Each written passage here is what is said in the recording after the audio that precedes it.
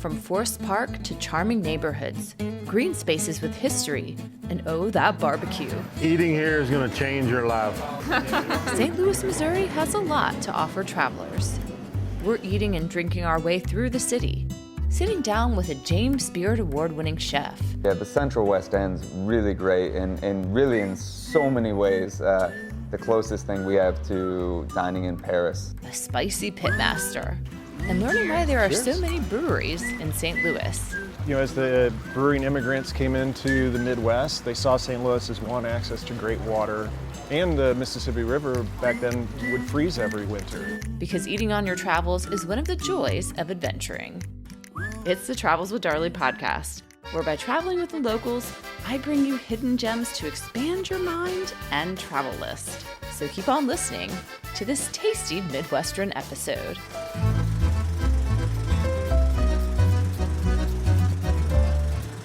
If you're heading to St. Louis, barbecue and beer are must-tries. And the best place to eat is a highly debated topic. While ribs dominate the meat scene here, you can feast on beef brisket, burnt ends, pulled pork, and more. We're heading to St. Louis's first established neighborhood, Soulard, where quaint brick row homes mix with restaurants and bars, to dine with a pitmaster at Bogart's Smokehouse. When I arrive to Bogart's, there's a line outside. When I finally step inside, I spot the chalk menu from afar. It's buzzing in Bogart's with a casual lunchtime crowd eating barbecue in plastic baskets. In a city with lots of barbecue choices, Bogart's Smokehouse consistently brings in accolades as one of the best. If you're coming here to eat, come hungry, because there are a lot of meaty options. Got some pastrami, got some turkey, some ribs, some brisket, some tri-tip, and some ham. A meat smorgasbord right here. That's right. Pitmaster Skip Steele has been designing and building grills and perfecting his barbecue technique since he was just 14 years old. Barbecuing in Memphis, Las Vegas, New York City, and St. Louis, he honed his skills. Back in the kitchen, he's showing me how he uses a blowtorch on a slab of ribs. I do mine different. I do a kind of a hybrid barbecue. Mine's a cross between Kansas City and Memphis. Memphis is being home, and I worked for some Kansas City chefs in the past. So what I've taken there is, you know, a little bit from here, a little bit from there, and kind of blended them together. What should I try first? Well, you know, if you want to change your life, go straight for the ribs. All right. I pick up a rib and have my first ever bite of St. Louis barbecue. That's a sign of a good cooked rib is when you can see your teeth marks in the rib. That is some good. This is probably something you hadn't had before. This is tri-tip. That's a California barbecue item. We put it on the grill, smoke it till it hits a certain temperature, and we pull it off. We bring it in, we're going to hit it with a blowtorch to caramelize what we call a Philadelphia crust on the outside. And then we're going to cover that with a fermented soybean paste. Yeah, feeling it? I can taste that nice caramelization on the outside. It's a little sweet too. Yep. And while all the meat options are really tasty, don't leave without trying the beans. The beans are awesome. The way we cook those is they actually cook underneath the brisket. So whatever the briskets start getting hot, they drip down into the pan of beans below it. That's the love that the brisket gives the beans. That's the problem with traveling though. You come to these good places and then you go home and you're like, There's just something about being in Bogart's, in a historic St. Louis neighborhood, that makes the meat taste that much better. To learn more about St. Louis's love affair with beer, I'm heading to Square One Brewery, located in historic Lafayette Square, home to beautiful Victorian homes. Square One Brewery is housed in a historic building that in the 19th century served as a tavern, and later a tavern and dance hall. And then it switched from beer to soda during Prohibition, only to switch back in the 1930s and today remains strong as a sustainable brewery, distillery, and restaurant. Since the weather is so nice, I'm sitting in Square One's outdoor courtyard with brewmaster John Witte to taste some handcrafted beer. And he's chosen one that matches my hair, and possibly my personality. so spicy blonde. I like what you've chosen for me. Well, we're here, it's outside in the courtyard. It's a beautiful day in St. Louis. So this is our twist, our version of a Belgian Wit. And traditionally, a Belgian Wit is an unfiltered wheat beer. that's fermented with the Belgian yeast, and it's spiced with coriander and orange peel. Well, our version of it, we take everything else the same and we substitute lemongrass and ginger. So it has almost a Thai flair to it. Yeah, exactly. It goes great with Chinese food. We need to have a little bit more of that on the menu. But no, it's just it's great, refreshing. You're outside, sunny day in St. Louis, and it's just a really, really great, refreshing beer. That's good. It's very refreshing. And I can taste a little bit of that lemongrass. I haven't had that before in a beer. It says sunshine in a glass. Now, there are a lot of breweries in St. Louis. Why are there so many? Well, I think originally it was, as the brewing immigrants came into the Midwest, they saw St. Louis as one, access to great water, and the Mississippi River back then would freeze every winter. So the brewers could actually pull ice out of the river, and St. Louis also has a lot of natural limestone caves. Actually, from our location south, it's all limestone caves.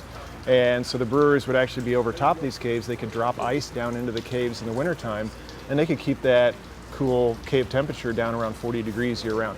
So they could not only refrigerate their beers, but when the Germans came and then introduced lagers, and lagering need cold fermentation temperatures, they could actually brew lager beers year round here in St. Louis. And obviously before mechanical refrigeration. So that started out, and then St. Louis still is known for great water as far as cities. So I joke with the owner all the time that he pays me a really good salary to make something really simple. I mean, it's only 4 ingredients. How can you really mess that up? But water is the primary component. 95% of that is water. So if you have access to great water, you've at least got a good start. Every beer that we serve here is actually made on site. And I joke with people, it's like, we don't distribute our beers, so it doesn't leave the premise unless you're taking it in a growler to go. But our distribution is about 30 feet. So from the walk-in cooler to the taps. It's fresh. Yes, exactly. It's as fresh as you can get. So that puts us as almost like a niche within the niche. If you're looking at kind of the craft industry, we're the niche where when more and more people are doing brewcations, a lot of times they will come down to Square One because you can only get Square One's beer at Square One. That's neat. I love it. A brewcation. Brewcations, so getting more and more popular. Well, cheers to that. Absolutely. For a more upscale dining experience, we're stopping by Brasserie by Niche, where James Beard Award winner for Best Chef Midwest, Gerard Craft, creates unpretentious culinary masterpieces and brings a European vibe to the central West End neighborhood. Craft has a number of restaurants in St. Louis, getting into the business at a young age. Gerard, how did you end up in St. Louis with all of these restaurants?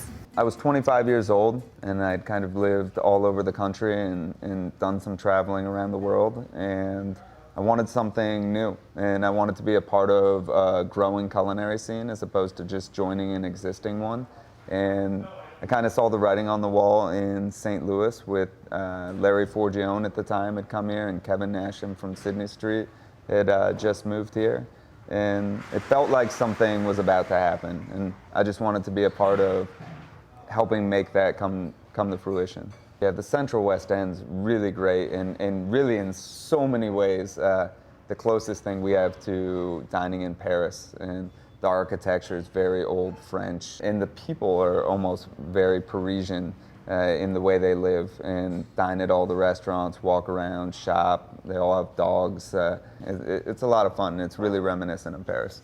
One of the popular menu items at Brasserie may sound simple to make, but it's often the most simple ingredients that can be the most difficult to master. Local pan-seared and roasted chicken with oyster mushrooms, and it's got a thick slab of rustic country toast on the bottom. And then we make a sauce by deglazing the pan with white wine, butter, and roasted garlic, and pour that all over the top. And the bread at the bottom just kind of sucks up all the butter and sauce and all the goodness. A little treat right at the end of the dish.